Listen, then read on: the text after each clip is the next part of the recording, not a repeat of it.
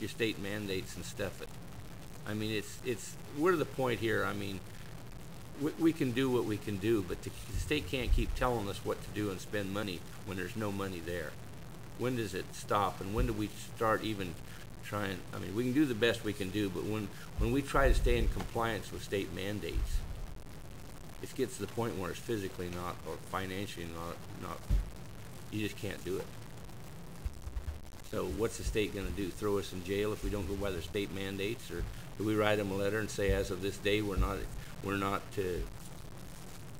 abiding by your state mandates? What is the process here? Well, obviously I wouldn't recommend that, and the process would be, we'd be in litigation. Yeah, but And what also, do you do? I mean, you physically can't do it.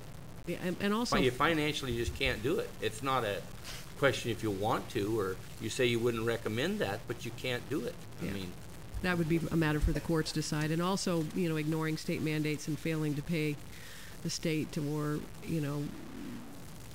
basically saying thumbs up to them, could also affect our credit rating and status as the county, and I don't think that would be suggested either.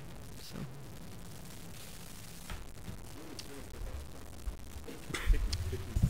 And one well, last. it really doesn't matter, because when you have a state mandate and there's no money to implement the state mandate, what the hell does it matter anyway? So let's just quit even talking about state mandates. I don't even think they should be listed on a piece of paper in this county. Thank you, Supervisor Pinches. One last comment. The possible reductions in state funding I've added up will relate to a reduction in county employees by a minimum of 21. So if those come through, we're looking at fewer employees doing much more work.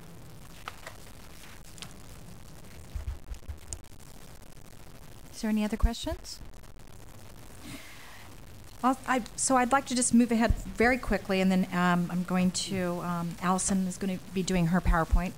I included in your packets a 5-year projection, just our first preliminary attempt to do a 5-year projection on our revenue here.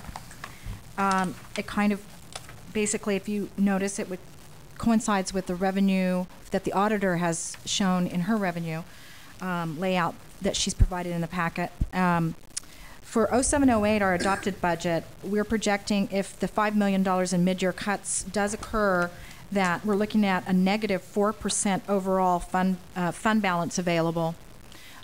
Huge impact, doesn't take a lot to know that this is going to be a huge impact. So I included that in the projections for this 07-08 adopted this fiscal year. For 08-09 projected budget, we're projecting a 0% increase in overall fund balance, and $500,000 fund balance available approximately. It's actually, it could be less than that, mostly because of the teeter payment that we've already anticipated going to be taken out of our general fund, discretionary fund, as Ms. Glassy will talk about, and put towards the debt.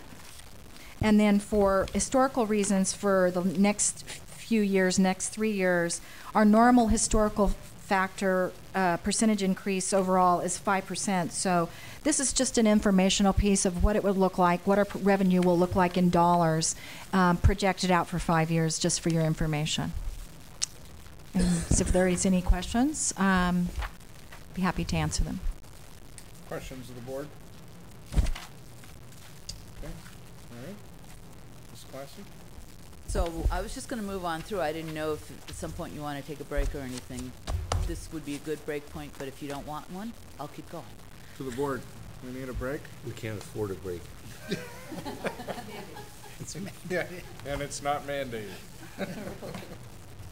Okay. I think we'll just continue. I'll just stand up. So what you've gotten is a lot of detailed information, both about where we stand right now in this fiscal year and what the possible impacts of state budget decisions, what those impacts would be on Mendocino County this fiscal year as well as next fiscal year. So now what I'm going to attempt to do with the PowerPoint is kind of pull all this together and show how we're going to be using this in the budget development process.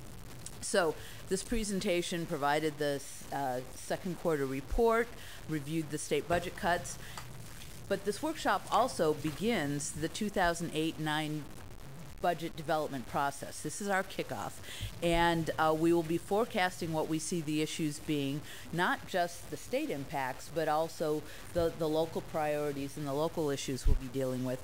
And it also will describe budget policies or guidelines and priorities as we in the executive office understand them now and as we might move forward with it.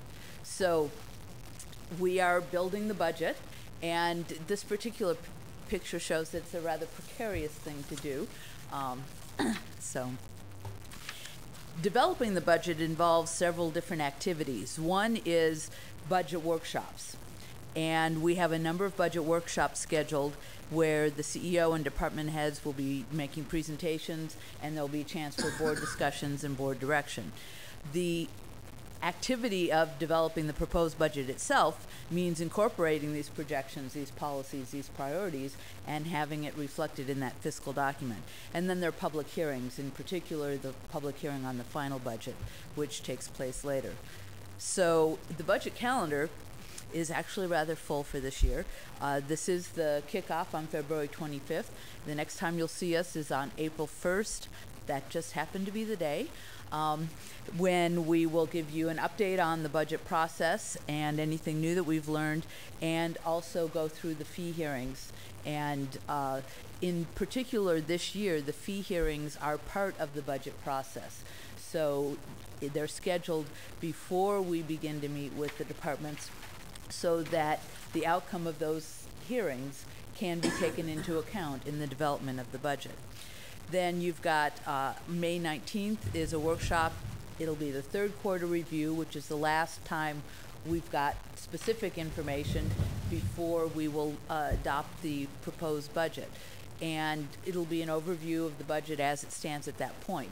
On June 17th, which, given the restructure of the board's calendar, is another workshop. It's on a Monday. That's when we present the actual proposed budget, you know, line by line, or in as much detail as you wish to go through.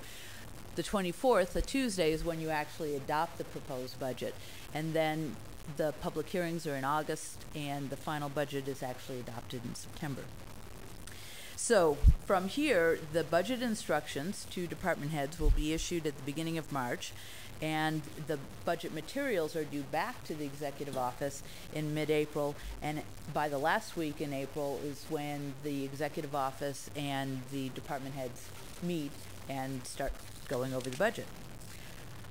Another key factor in all of this is communicating about the budget, and that's something that we haven't focused on as much in the past years. The communication varies depending on the audience. So in the case of the audience being the board, we've got budget workshops and materials, the budget binders, which we will keep up with as we move forward.